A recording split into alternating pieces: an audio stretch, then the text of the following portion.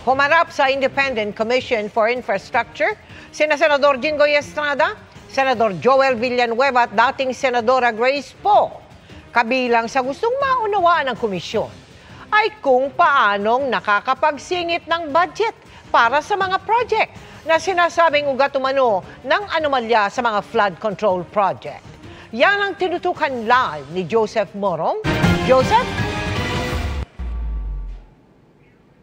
Mel, sina Senador Jinggoy Estrada, Senador Joel Villanueva na isinasangkot sa mga maanumalyang flood control projects ang ipinatawag ngayong araw ng ICI o Independent Commission for Infrastructure, at sa pambihirang pagkakataon naman ay nagsalita ang chairman nitong ICI na si dating Associate Justice Andres Reyes Jr. at ang sabi niya, no one is above the law o walang mas makapangyarihan sa batas.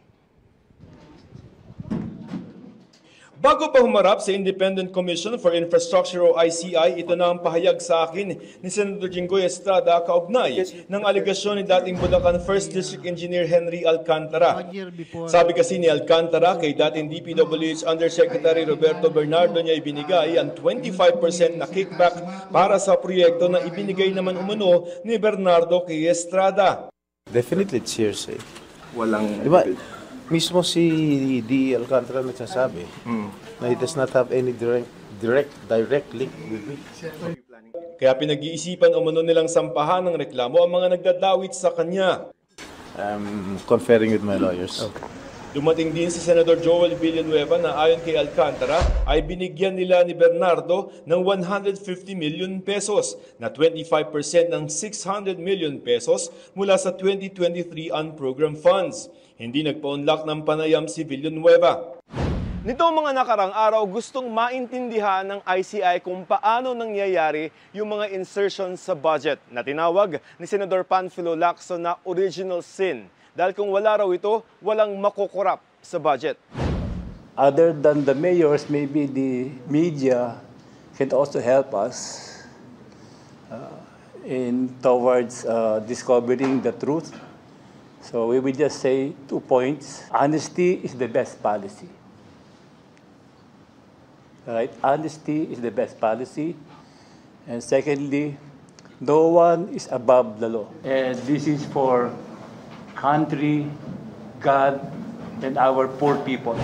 Humarap din sa ICI si dating Senador at Senate Finance Committee Chairperson Grace Poe na kasamang bumuo ng 2025 national budget.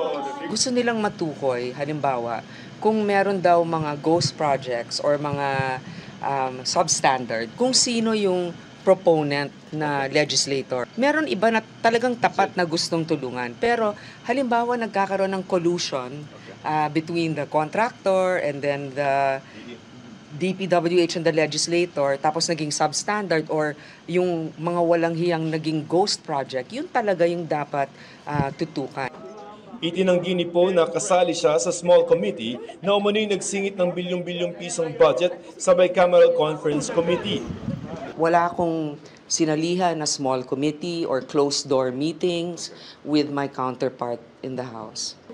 Humarap din si Navotas Representative Toby Chanco na nagsiwalat sa Senado ng insertion sa budget. Kapag pinagdugtong-dugtong mo talaga, sino ba ang Committee on Appropriations? Saldi ko. Sino ba yung funder at proponent? Ayon kay D. Alcantara, saldi ko. Hanggang kay Kong Saldi.